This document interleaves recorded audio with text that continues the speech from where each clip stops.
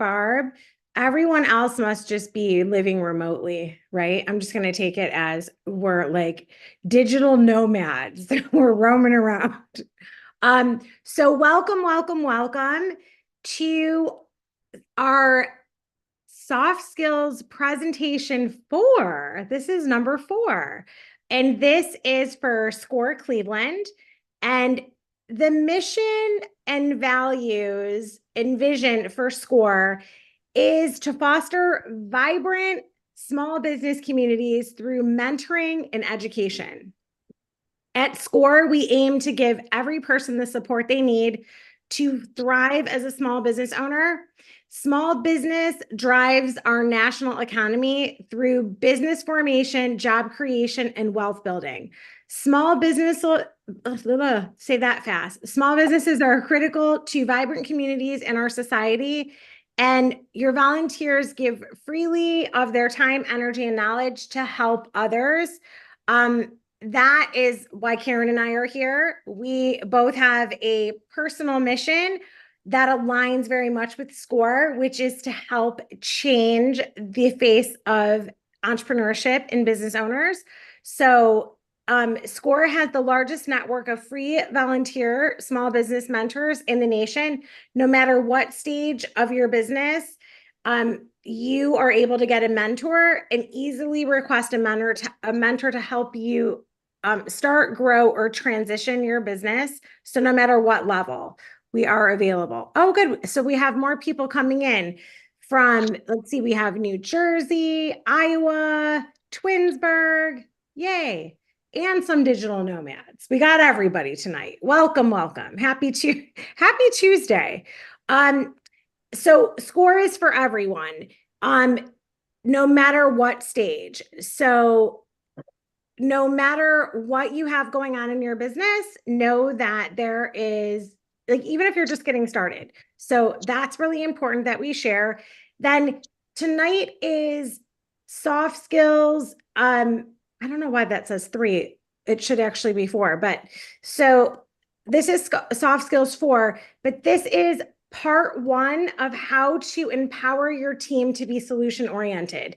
Now, if you're a team of 1, you're still going to empower yourself. So I don't want you to think for 1 second that you're not in the right place. You are in the right place, because the hardest person you're ever going to lead, my friend, is you. So if we can get that down, woohoo, everyone else is easy. So that we're going to start out of the gate with the win right there. So I just want you to know that right out of the gate. So the agenda for tonight is all about solving problems at the source, how to empower your team to be solution oriented. We're going to dive into practical strategies to foster a culture of problem solving. And now this is going to build on the last 3 weeks of stuff that we've gone through when it comes to leadership and your why. This is just another layer. So if you were with us, amazing. If not, it's all good. You can start from where you are, or you can go back and watch the replay after if it inspires you. But there are no wrong turns here. So if you're multitasking, I want you to come back to me for a minute and know that you are in the right place, and we're going to start from where you are. We're going to dive into key principles of solution-oriented thinking and communication and valuable insights that will empower your team to contribute their best ideas and solutions. So I want you to know that we're here to welcome you. This is going to be a good evening of fun. Karen's going to be working the chat, and this is an interactive. So this masterclass is not just like where I'm going to spew a bunch of information to you, because I don't find that fun. So this is interactive learning. So what you put into it, you will get out. I want you to know that we're going to talk about some of the pain points and kind of dig a little deep. So consider it a loving kick in the pants sometimes, and know that we have a great respect for your investment of time, and we do not take that lightly. So we're going to give you as much information as possible in the short amount of time. And then we have a part 2 to this session next week, which will dive in even deeper. So Before we get started, I'm just curious if you can help me out with some of my curious questions. How many of you are business owners? Can you put that in the chat for me? How many of you are business owners? Put that in the chat. And then my next question is, how many of you want to be successful? Because generally speaking, if you're in business, you want to be successful. So someone said not yet. Okay, perfect. So this is wonderful. We have people just getting into business. We have people not yet. They're thinking about it. You are all in the right place. Right. Failure is not an option. Loving this. Okay. So now everybody said yes to being successful, whether they were in business already or just getting started. And this is a fact that I want you to kind of look around the room at the chat. So according to the Small Business Association, 85% of business owners will close doors before their 10th anniversary. So the fact that you're here already puts you in the 15% that are in 10 years going to look around and say, woohoo, I'm making it. So I want you to celebrate that out of the gate. Mine and Karen's commitment to you tonight is that we're going to invoke curiosity about running your business. Maybe a little different. Just invoke a little bit of curiosity. We are going to bring you value in the area of communication. And we want to sprinkle on a little dough. If you're making a recipe, we want to sprinkle on a little bit of thinking different about problems, right? Like so often we just want to resist problems, but what if we can just invoke some curiosity, communicate through things, and think a little different about problems? So that is our commitment to you tonight. This is my favorite quote at all when delivering this content. And would you say that at this stage of life, even on a global level, are you experiencing change? Would you say yes? So if you would say yes to experiencing change, can you put yes in the chat for me? Sometimes I'm like, can I get a yes, yes? Experiencing change. So if you're experiencing change, this quote always gives me like those full body tingles. In times of change, learners inherit the earth, while the learned find themselves beautifully equipped to deal with a world that no longer exists. Now, I'm going to share something that I remember a lot of years ago where I didn't really think I was ever going to have to learn how to turn on a computer. That didn't seem for me. So we all go through different stages and know that even if you've been stuck in this place of trying to resist things, you can turn it around and you can change.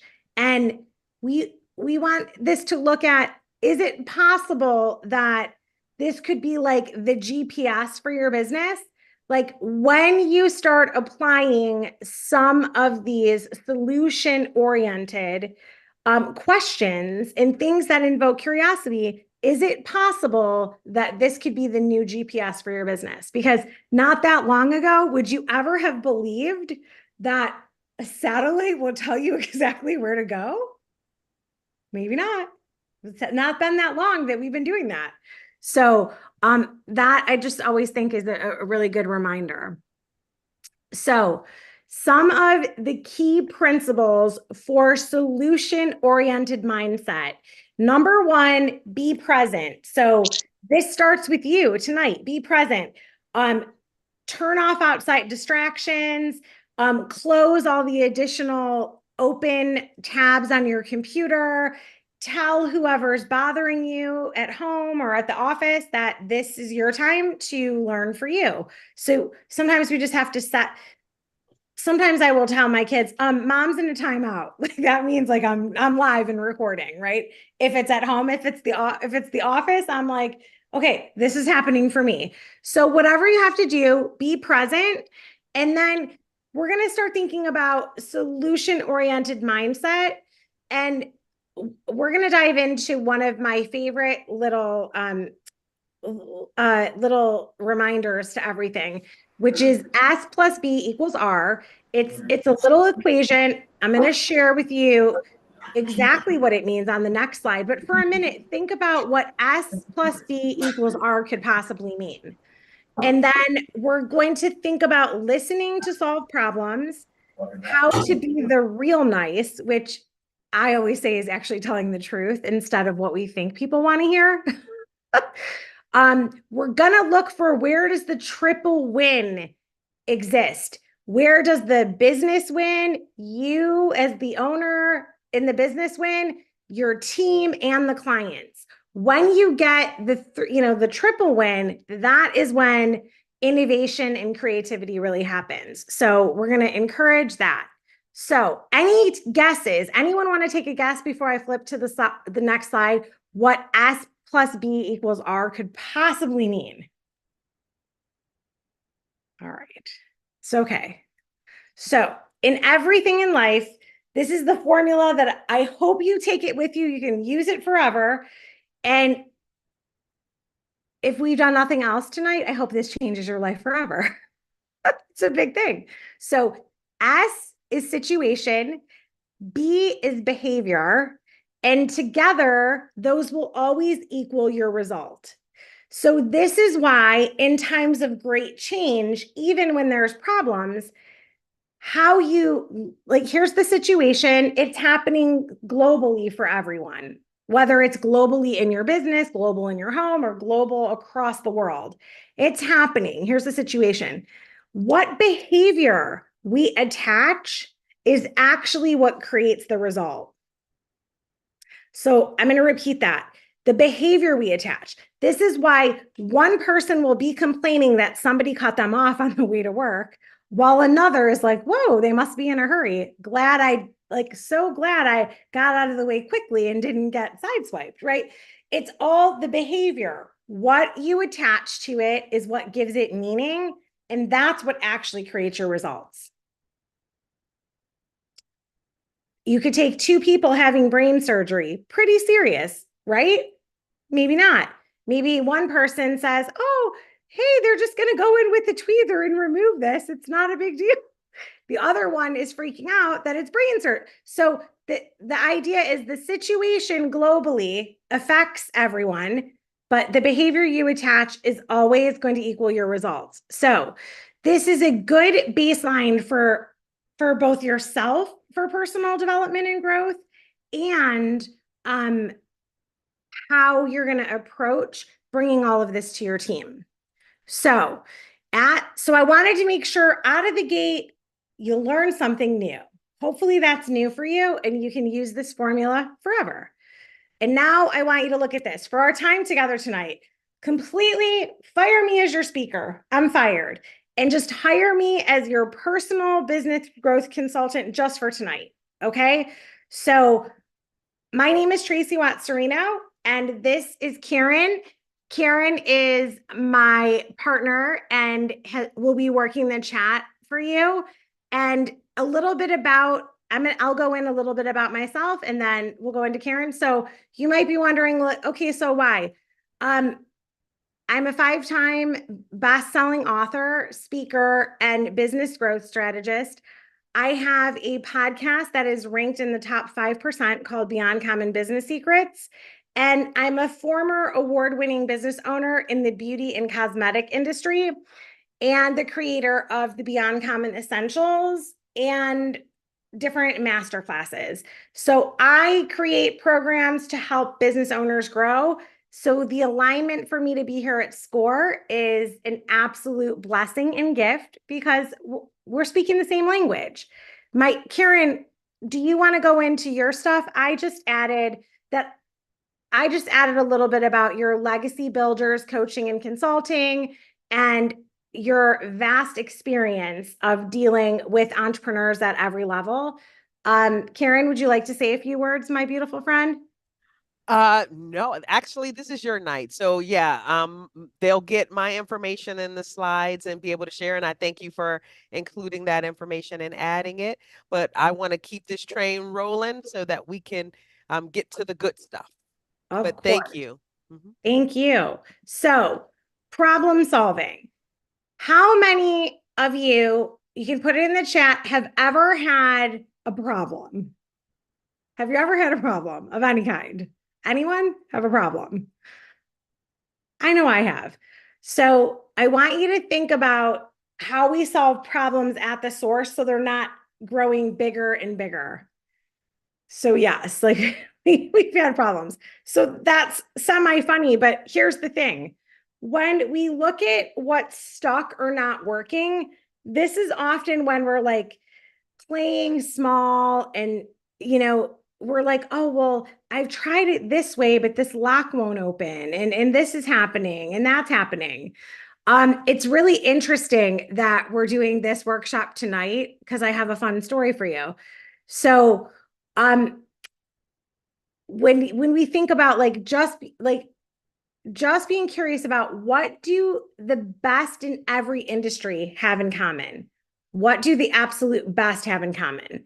And this could be like, the Super Bowl was a few weeks ago. I know my son said that the basketball something, all-star stuff was the other day. Business, there's business awards, there are the Nobel Prize, there's what do the best in every industry have in common? If you can put that in a chat, that would be wonderful.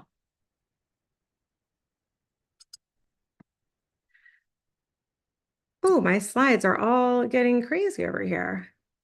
It's layers of technology as we're streaming. Something is wacky. So, all of the different businesses have in common is that they look at how to be the best, right? How to be the best, how to win this award, that. The way that they do that is by effective decision making. So I'm really trying to clean up this slide for you. I have no idea why it literally moved. Everything moved over. So I hope you can see that. Um, but the decision making is all about how do we gather information and make it a little bit better. It's these tiny little refinement rather than this big leap, right? We don't go from step 1 down here all the way to 7. We do step by step, just a little bit of gathering, a little bit more. And it's interesting. The story I have for you is I'm gonna switch back to this slide. See this lock right here? Yesterday for my son's birthday, we did one of those escape rooms. That's what him and his friend wanted to do. They didn't have school. And we had all the right numbers.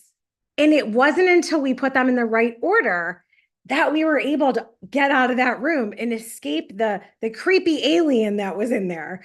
And the thing is that I'm like, this is exactly what I teach in business all the time. So it was really this moment for me of like, this is so true in everything and everywhere that we go. It was like we had all the right numbers. We had all 5 numbers, but we had them in the wrong order. And it wasn't until we put them in the right order that everything unlocked. And this is the same thing as looking at problem solving, like at the source, like what it looks like in action. If only these slides were like not reformatting right before my eyes right now. I've never had that problem before. So here's the thing. As we go through this, we want to get creative, right? Because our first level is going to be here. We recognize that we have a problem. And this is where teaching our teams to understand that it's inevitable that we're going to have problems. And we have to teach them how to have the mental flex muscles of figuring it out so they're not always bringing it to you. So, this is where creative problem solving is the process of redefining problems in a way that creates opportunities so that we're constantly coming up with new innovative responses and solutions. Like, if you look at most businesses in history, it's like what made them the best, right? Everyone's trying to be the best in their industry. What made them the best is usually a problem that customers complained about or staff complained about. And as they started brainstorming creative solutions, that's what turns into like the best thing, right? Oh, it happened. I always think of, I remember days way back when I would go to New York City and be teaching that I got stuck a couple of times where the taxi cabs were doing their shift change at 3:30, and I would freak out and go, "Oh my goodness, I have to get to the airport." And there wasn't time to get on the subway. But I didn't think of Uber. Somebody else did. Like, do you know what I mean? So I had that moment of, oh, right. So in those moments of, oh, here's a pain or struggle or a problem, what do we think of instead? So one of my favorite quotes is from Albert Einstein. He always says, if you were given 1 hour to save the planet, he says he would spend 55 minutes defining the problem and only 5 minutes resolving it.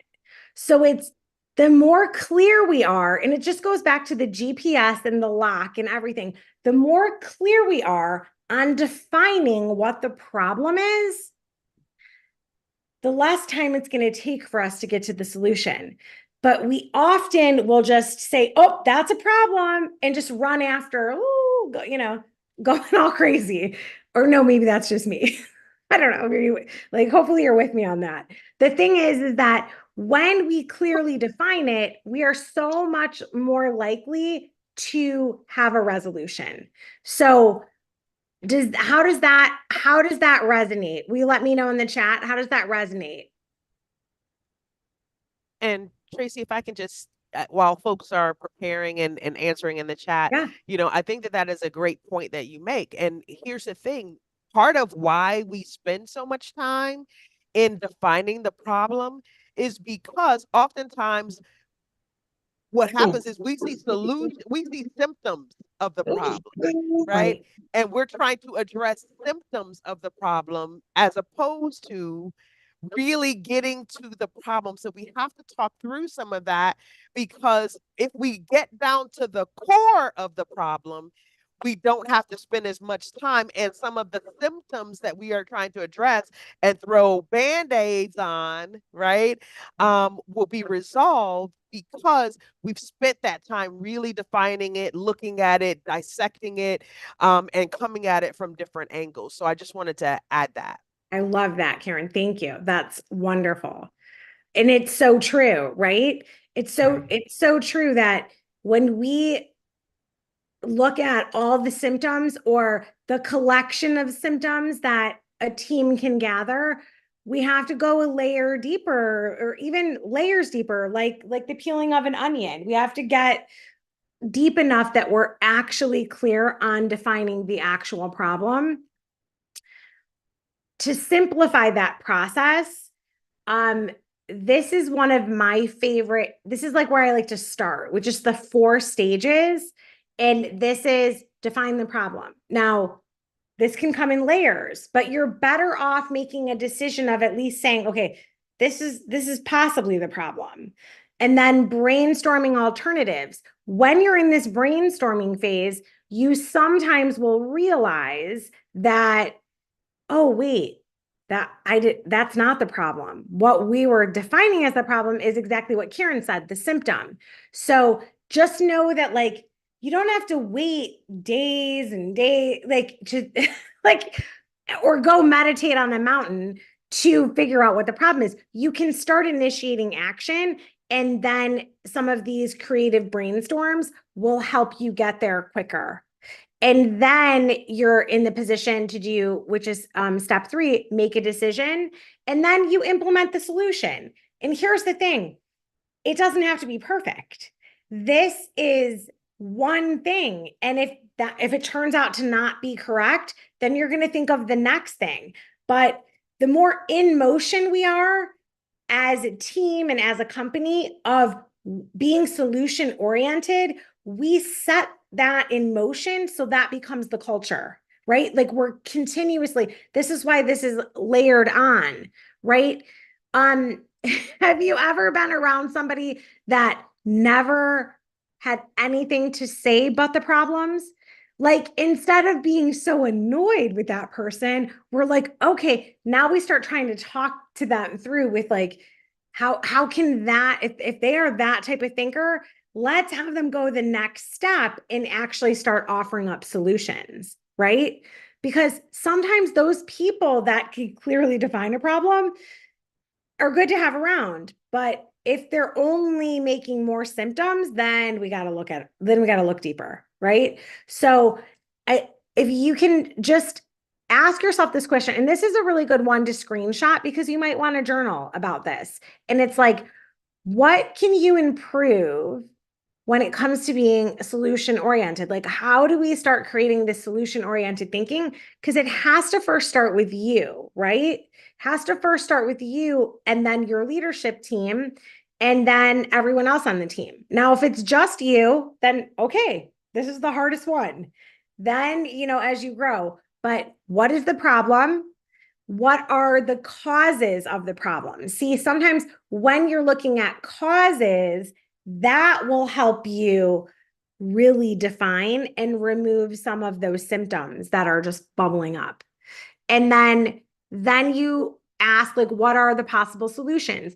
And I like to have fun with this. I will do for depending on how you learn best, like everybody has different layers of learning, but for me, and the way I like to teach this is literally sketch pad, whiteboard if you have the team with you, and write it out because you can be really funny and say what are the possible solutions. You can come up with some of the craziest things because it allows you to expand your thought process, and then we come up with the best possible solution. So for your home play today, I want all of you to think about like what's the biggest problem that you're having in your business and start applying these 4 questions. And next week, when we are in phase 2, we're gonna pick the problem and all help each other. We're gonna like everyone's gonna put in the chat. We're gonna pick a problem and really run through it.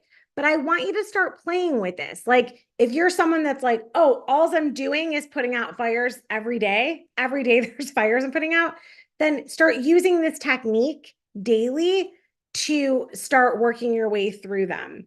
And this is how you're going to be generating innovative solutions. So this could even be, I'll go back to this if you want to, and you guys will get the slides, but if you want to just screenshot that, that's just a good thing to start having your team like start doing this with you because you'll find that you can be using this every day, all the time until it becomes like second nature.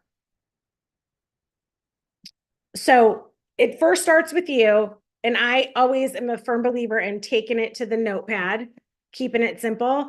And then once your team sees, like, okay, well, yeah, we had this one little problem over here, then they're going to be empowered to say, oh, you know what? Our client Sally said that there was a problem with what was delivered.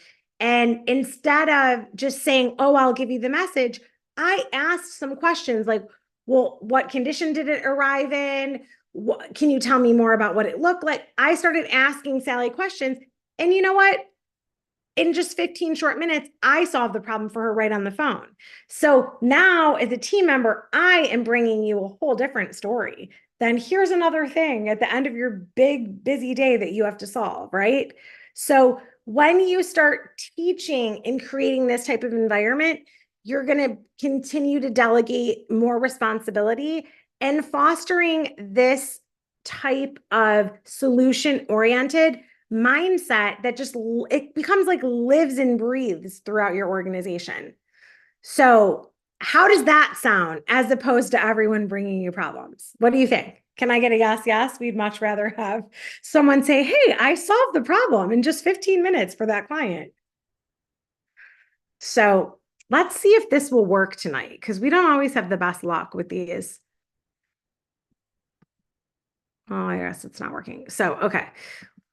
We have found that for whatever reason. So this is on here and it is a short TED talk that's all about building a tower. Um, so you can go watch it at any time, but I love this case study because it talks through like real world experiences of like successful problem solving. So there's an example that you give to your team about building a tower, and then it teaches people teamwork to fix the problem at the source.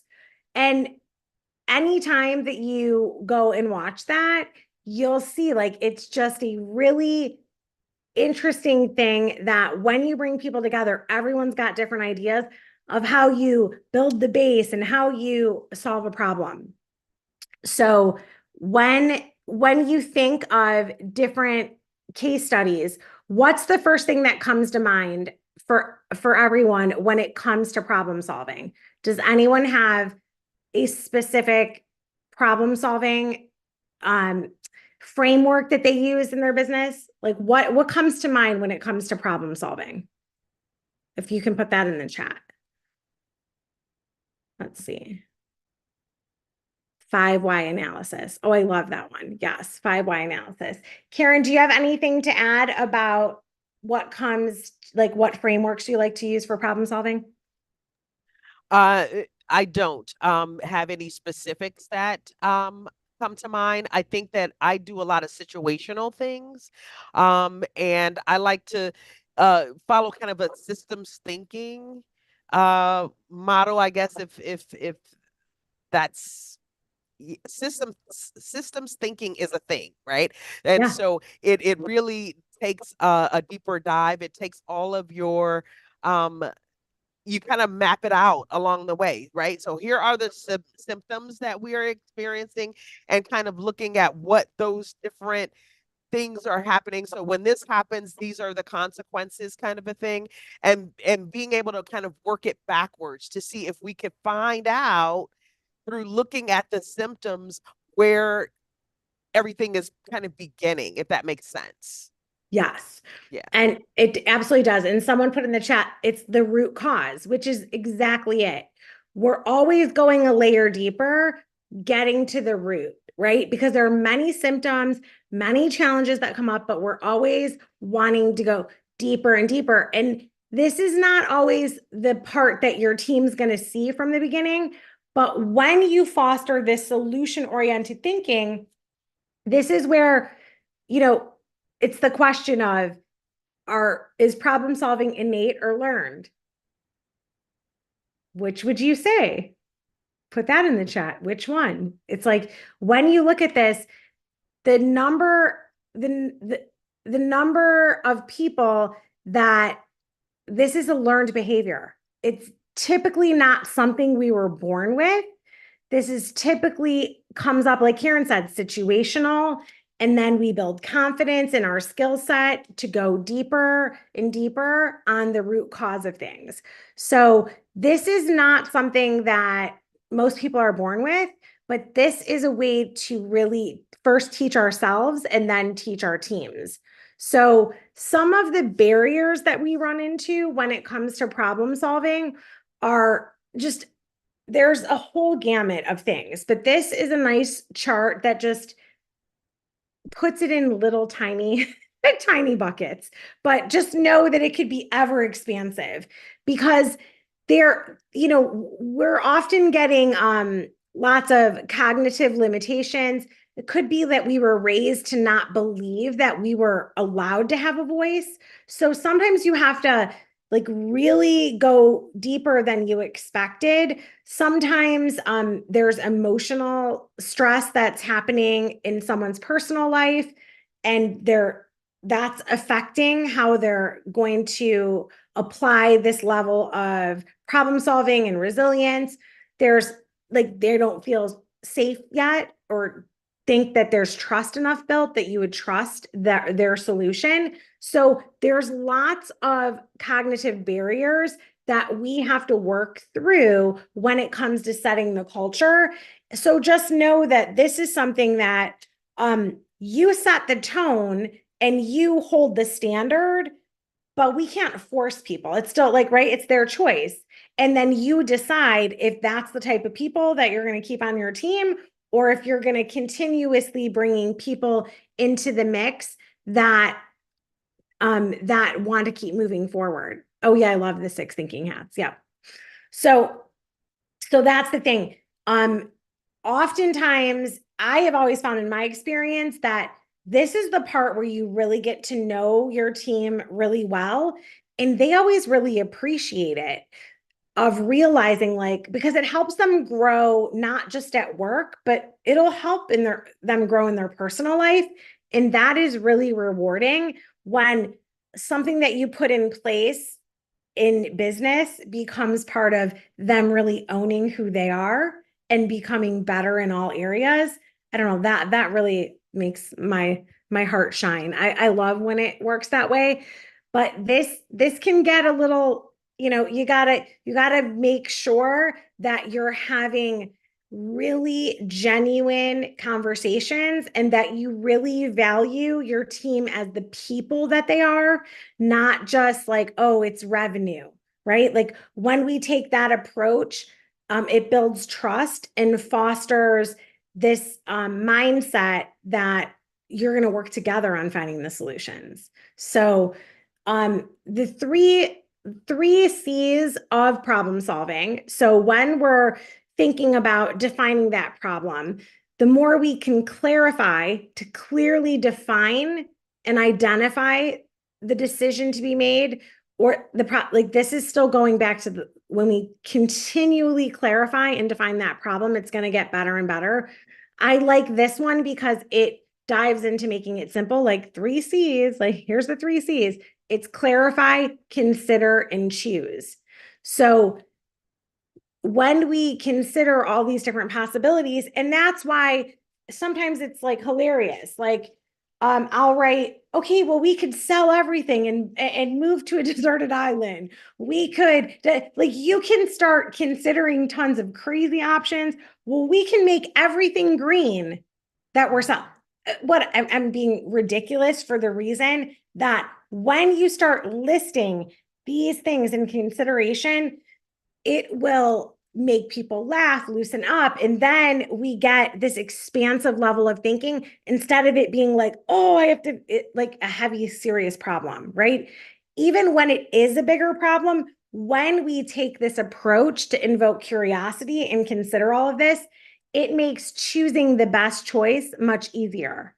How does that sound? Does that sound like more fun than, oh, I have a problem and I have to solve it now? Like, oh, I have a headache.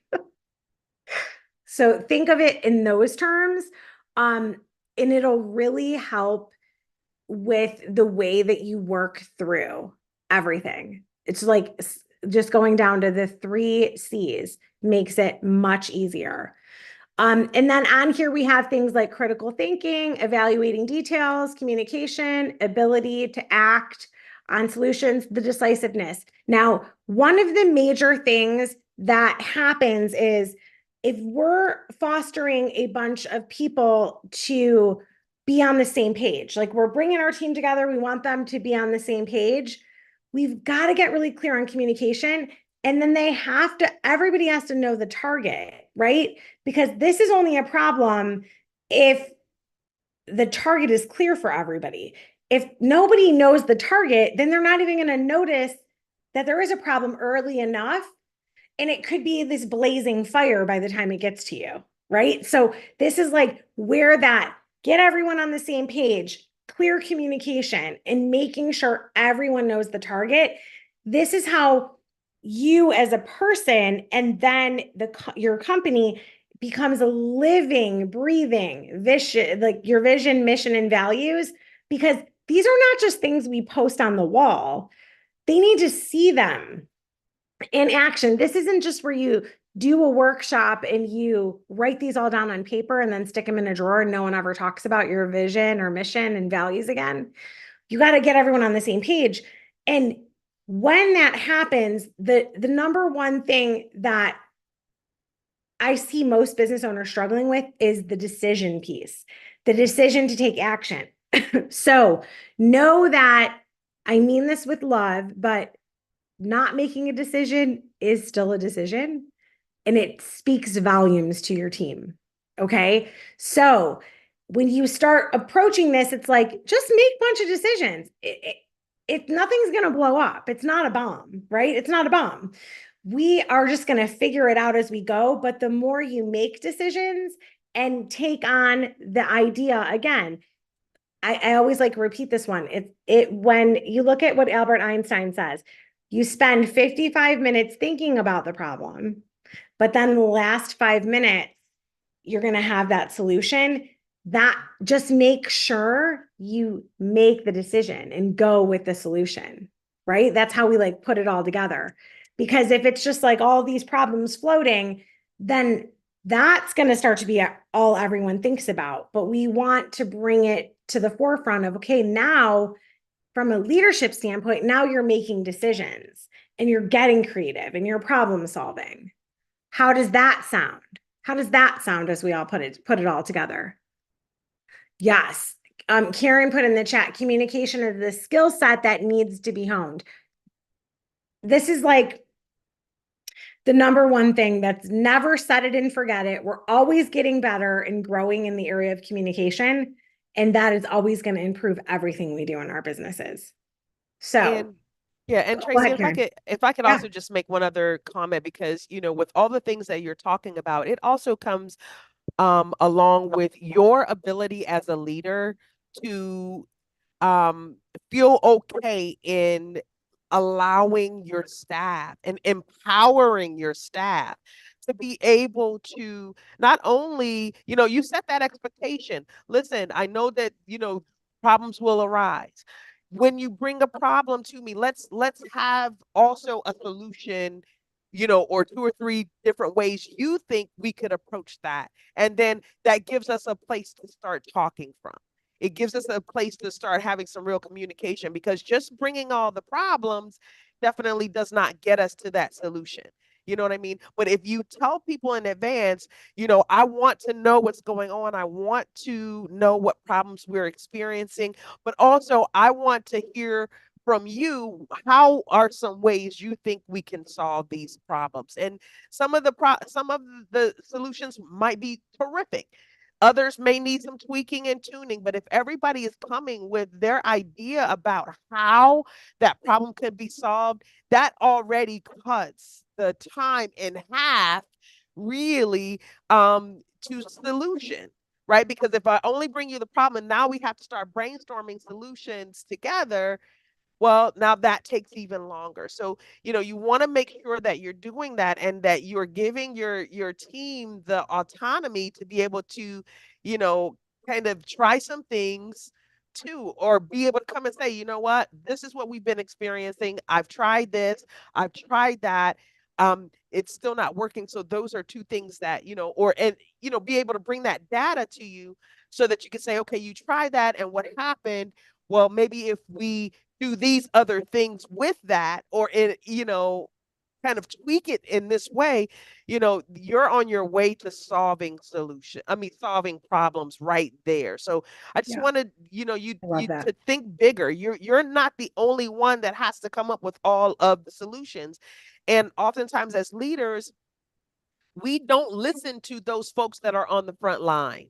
We make decisions from our purview, but we're not working with those things every day. We're not in front of or using those tools or whatever it is that we may be doing. We're not on the front line. And we really want to have our frontline folks understand that their voice and experience matters.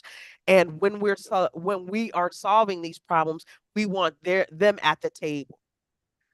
Karen, it's funny that you brought that up because I remember years and years ago in one of my businesses, I always had this sort of rule that I always wanted to hear what everybody had to say. Like if there was a problem, bring it.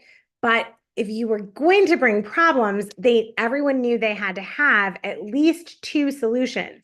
Because when I had it at three, it was too hard, and no one was like, then they weren't telling me anything. And I'm like, well, why didn't you tell me? They're like, because I couldn't think of the third solution. So it became another layer of so when I put it in place that this this is to bring solutions, is to get your brain thinking of like, okay, if you were in charge, here's a magic wand. You were in charge and you can make it all go. What would you do?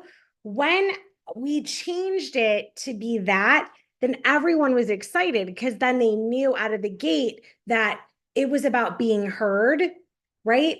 So it eliminated just mindless complaining about nothing and just things that people wanted to complain about. But they weren't looking for solutions. And it really brought us to figuring out what the real solutions are because, okay, if everything was exactly as you wanted to be, what would you do? And that really was very helpful. Because for a minute I'm like, how come no one's telling me any of the problems anymore?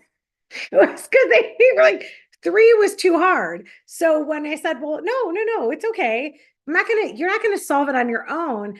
I am just gonna ask you what you would do, and we're going to together go deeper. That seemed to be the sweet spot for us. And so I've taken that approach to every business I've had since, and it seems to work the best in that way. So what do we know about solutions? So put in the chat for me what we know about solutions now. Do you feel like you know more about being solution minded and not being stuck in problems? Will you put in the chat what we know about solutions?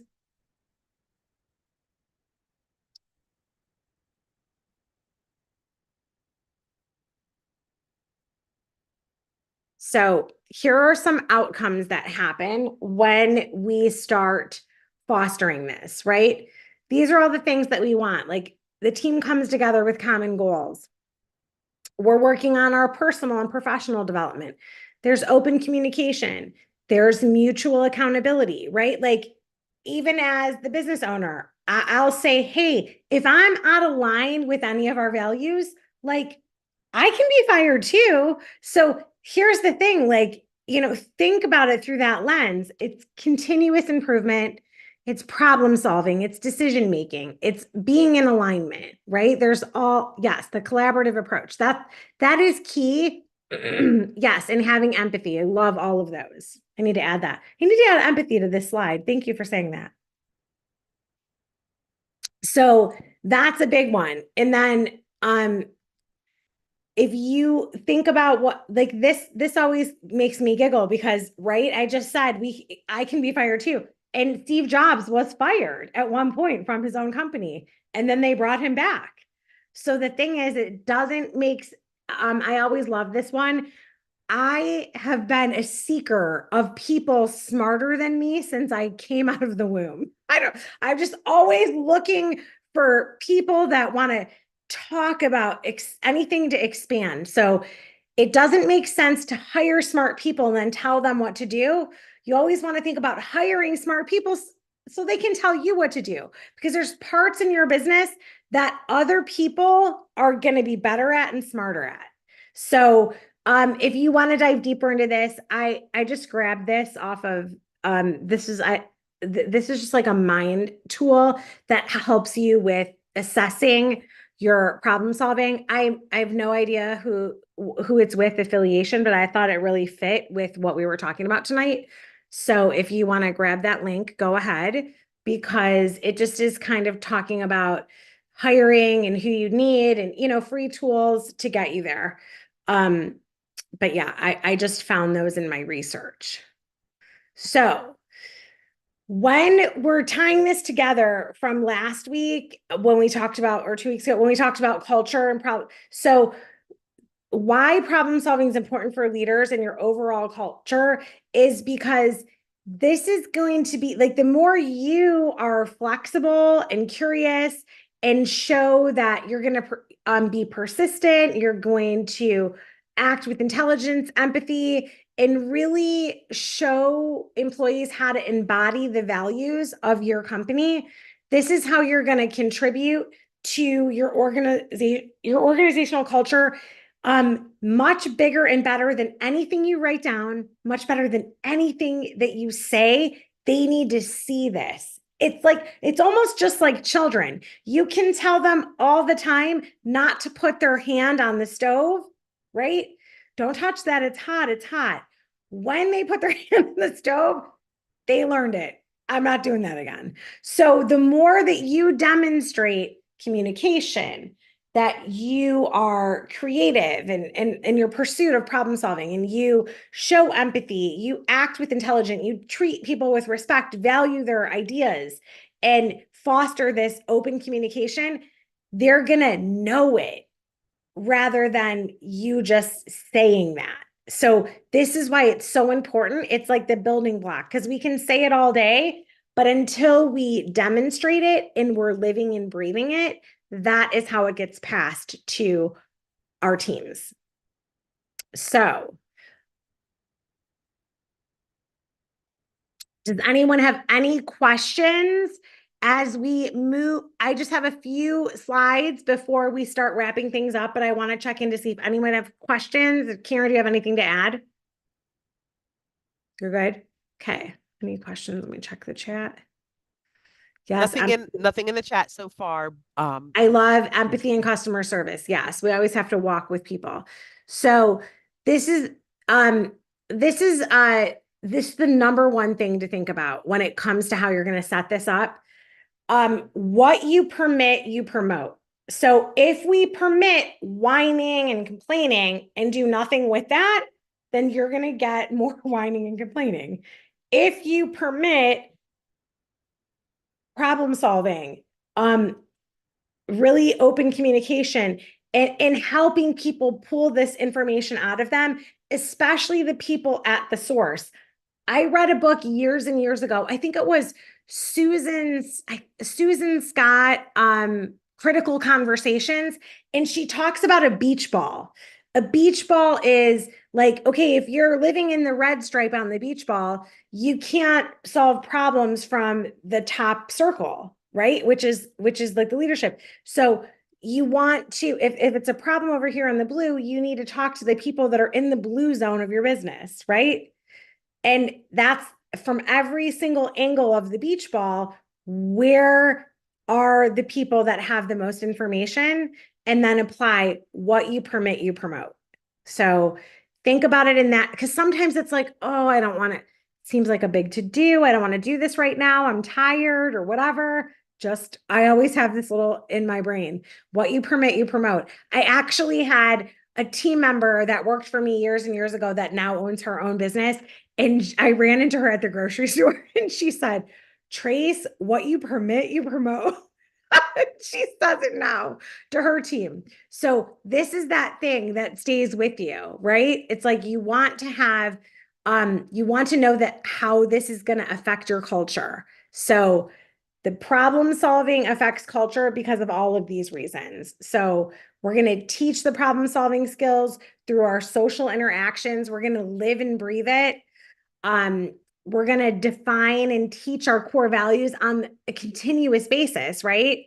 Because when you sort of foster this desire to learn, um, within your organization, then everyone gets excited about, hey, we solved this right away. Yeah, fierce conversation, Susan Scott. Yep, that was it. That's exactly it. I'm glad I remembered it because that was a really good book. Um, I think I took a workshop with her too, which was amazing. So this overall is going to really affect your culture overall. And when that happens, then your bottom line is affected in a positive way. So it's a win-win. It's that triple win that we're talking about. So, does anyone have any questions or things about problem solving affecting your culture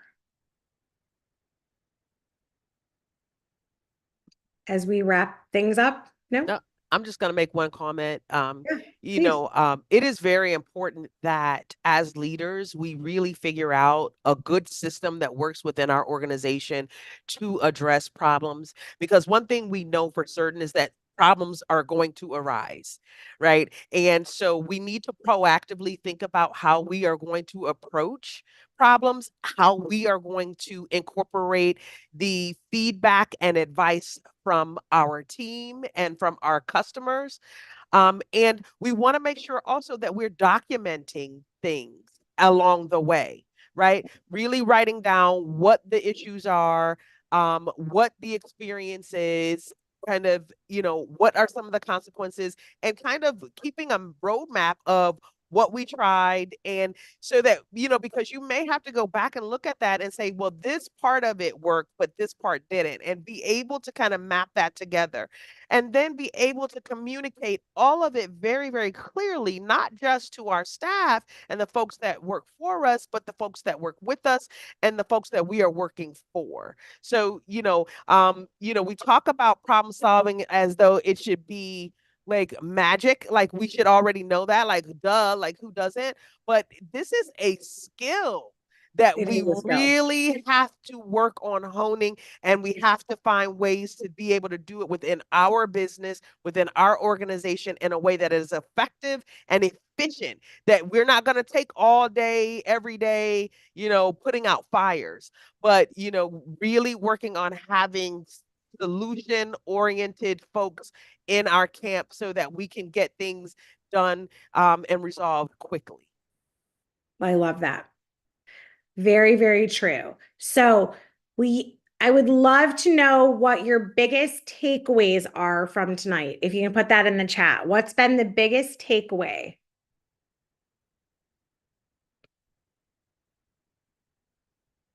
And it doesn't count if you're just thinking about your takeaway. You have to put it in the chat. See, I knew you might try to I put actions speak louder than words intentionally on this slide.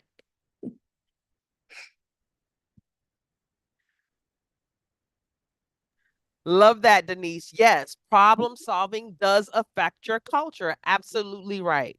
I love that. Absolutely right. Yeah. Good job, Denise. Yes. So, what will you try first? And maybe that's a better question to ask. Like, what will you try first? But you can put that in the chat. So, we're gonna recap and talk about our next steps. So, developing ways to improve your problem solving skills. I gave you 3 different frameworks that you can use and apply. Um, Ask questions and listen to your employees, your team. And then next week, we're going to be here for on Monday, which is going to be our final session, which is, I don't know why this says 4, it should say 5, of the leadership soft skills series. So your next step is think about what tools you want to use to enhance your problem solving skills. Because like Karen said, this is not magic. This is a skill set that you need to hone and develop. And over time, the muscle itself will get stronger, but it doesn't happen by magic. I like that. This is how you're going to create a more proactive and innovative work environment. This is also when that starts to happen, you kind of create the energy then where other people want to work there. So your recruiting gets a lot easier when you're known for this type of stuff. So next week, we're diving into problem solving at the source. This is going to be part 2, and we're going to take some actual problems. So I want you to use the techniques that we went over this week, play with them a bit this week, and then bring some problems that we get to solve. Karen and I love to do this. We're going to have a lot of fun brainstorming and diving deeper on the problem solving next week. So that's going to be super fun. So bring the problems that are going on in your business, like real life ones. We can't promise that we'll solve everything, but we're going to help you. We're going to help you get curious and start fostering some different communication. So I just want to share a few final things about SCORE. That SCORE is here for you. I know this replay will be up probably in the next 24 to 48 hours if you want to go back. And the slides will be emailed to you.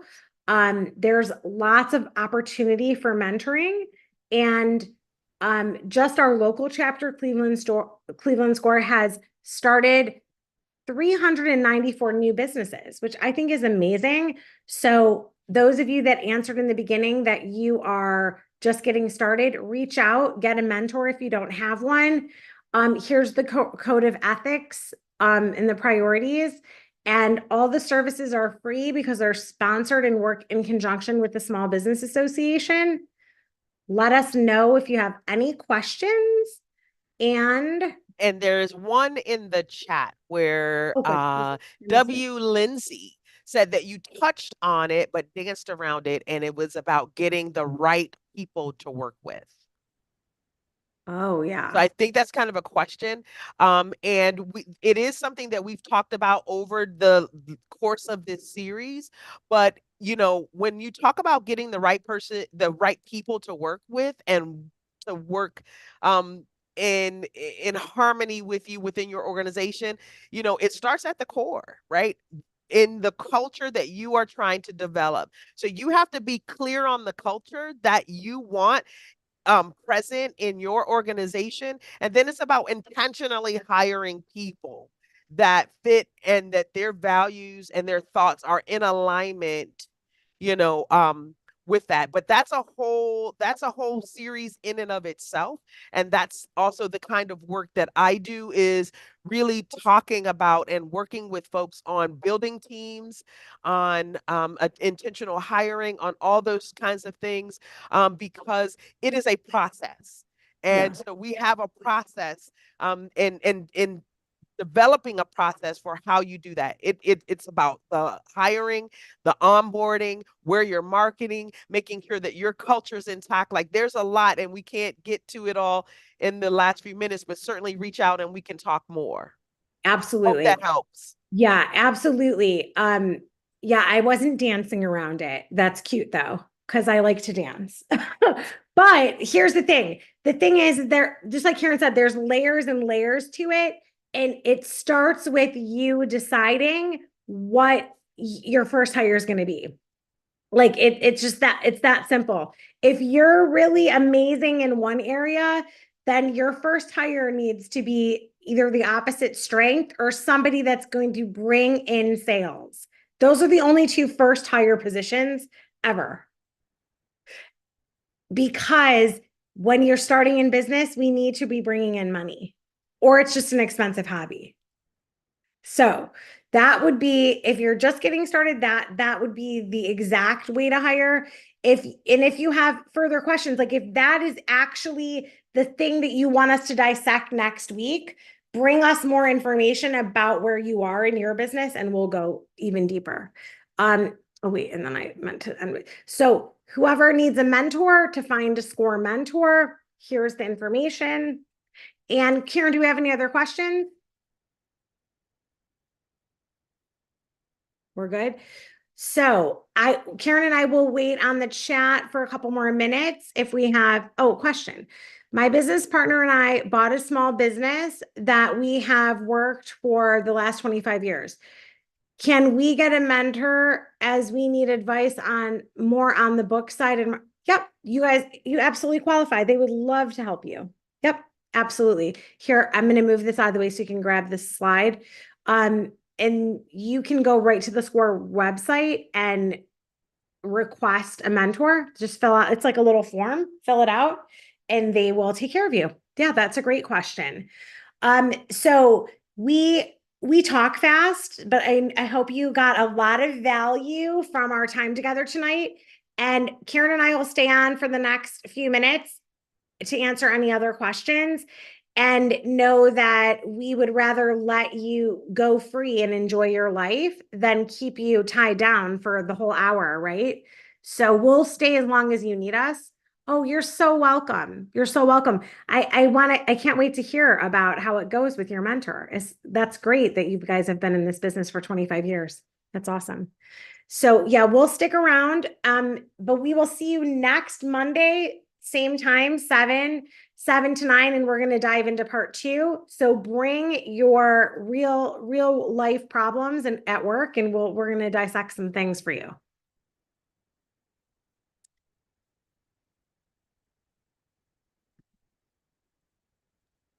Again, thanks for coming, everybody. You are free to go. Enjoy this last hour. Hope to see you next week. Denise, I did the Goldman and Sachs program. I think I was cohort 13. It is amazing. Yeah, it's such an amazing program. So that's wonderful. And you got the people part is the hardest part in business. Who would have thought? I didn't think that when I was just getting started either. Thank you so much. You're so welcome. We enjoyed being here with you all.